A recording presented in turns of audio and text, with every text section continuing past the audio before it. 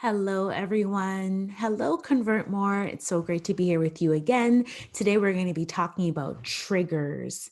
So, triggers, sometimes I refer to them as triggers or rules, but they're pretty much the same thing. We're going to dive right into the topic because this is how you are going to automate all of your emails and that how they're going to just flow freely. So, let's talk about ConvertKit triggers and let's dive right in. What is a link trigger? A link trigger is a link that's also set up to automatically trigger a particular action. For example, adding a tag, subscribing to a sequence, unsubscribing from a sequence, etc. So basically, when somebody clicks this link, it's going to do another action. So for example, if this, then this, or if this, then do this. The action is determined by you. You're in control. And it happens as soon as a subscriber clicks on the link. So as soon as they click that link, other actions happen. Maybe they're added to a tag, maybe they receive another email, maybe you can book a call with them, maybe they get another email about another product. And that's why trigger links are so important.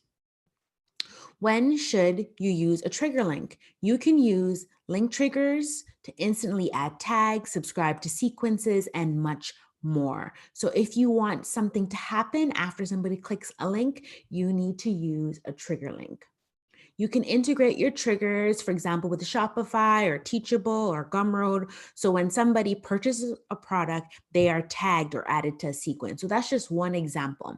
I know people use trigger links to subscribe or unsubscribe people from maybe an online course or a product campaign, but it's a way of activating an action after somebody clicks a link. Why should you use a link trigger? A link trigger allows you to easily and automatically collect extra insights about your subscribers' interests and actions. So let's say you have an email about watermelon lip gloss and there's a link to that product. If somebody clicks that link, we now know that they're interested in that product. You remember the example I gave about ConvertKit organizing all of your candies based off of color or interest or products. So after they click that link, you can then add them to a tag of people who are interested in watermelon lip gloss. I hope that was an aha moment for you. Let's say they click a link about strawberry lip gloss. We know that they're interested in strawberry lip gloss because now that link that they click triggers and you can add a tag. Remember, you're creating these tags and you're creating these rules and these link triggers. It doesn't come with ConvertKit. You have to create it so that you're getting information about your email subscribers. Let's say you have 5 links in an email and each one points to a different product. What you can do is create a link trigger. So rather than that link just being a regular link, it's a link trigger. And what will happen is that a tag will be added to that person if they click it. So now we know that they're interested in this product or they want more information, etc. A link trigger is automatic and helps you automate your email marketing process. So by doing this, when they click this link, they're added to a tag or added to another sequence with more information. This just happens on its own and it will happen every single time. This is the beauty of ConvertKit. I say that all the time and it's true. Who should use link triggers? If you want to sell a product, you need to use a link trigger because based off of that link, you know if the person actually wants to buy it or they're interested in it, and then you can send them to another sequence. And in this case, I would suggest like a click sequence. We'll talk about that later.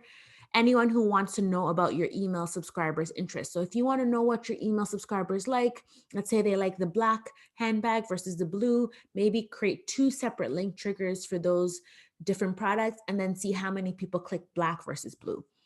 Link triggers are for anyone who wants to track your email subscribers' interaction with your email. So you want to see what they're doing when they're in your email. Are they clicking, a discount code? Are they clicking directly into the product? And it's for anyone who wants to automate your email. So if you want to automate your emails, you absolutely need to use link triggers and rules to be able to make them automate and flow. So right now I'm going to show you how to create a trigger link. Who's ready? I am.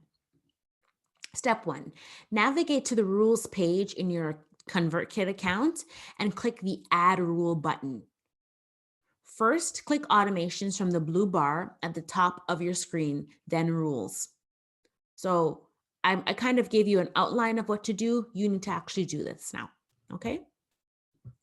It should look like this. So step 1, you want to click Automations, and then step 2, you want to go to Rules. And then it says right here, click Add Rule, which is a big red button.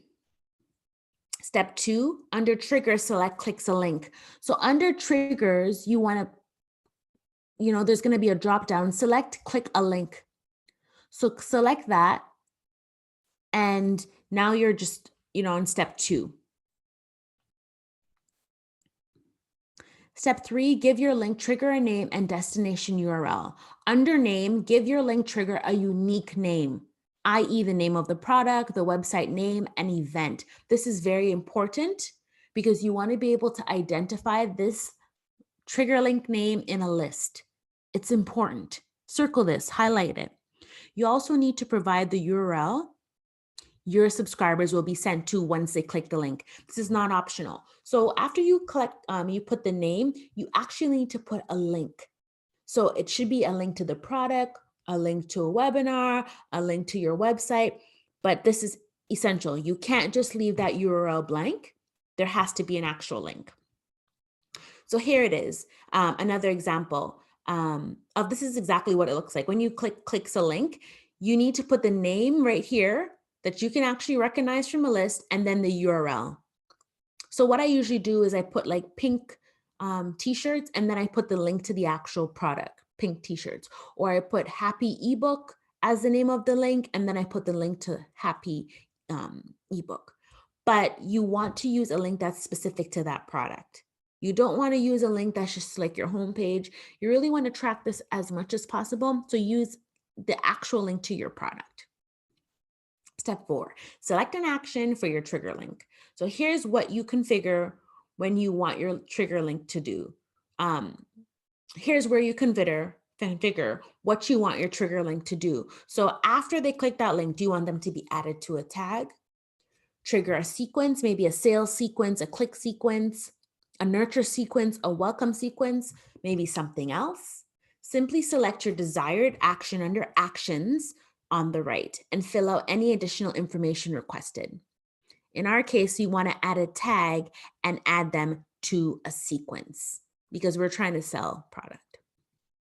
Important, in a sales sequence or an open cart. So let's say you're adding a link trigger to a sales sequence or an open cart. You want to add a tag, and the tag should read, insert name interested. So if that email is about watermelon lip gloss, you want to put watermelon lip gloss interested as the tag. And the sequence should be watermelon lip gloss click sequence, right? So you should already have that tag created, the sequence created. I taught you this earlier on in this program.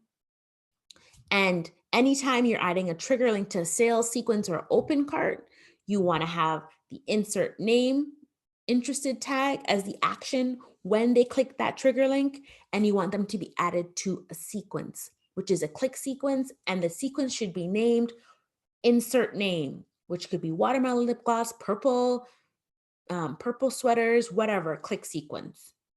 Okay, we want to be specific here. And if you have questions, you can put it in the comments and I'll respond. Step 5, you want to save rule. So click save rule and it should look like this. It's a big red button. So that's how you actually create a trigger link. If you have questions, you can put it in the comments. I'm happy to answer. You can also email me and I'll help you walk through it.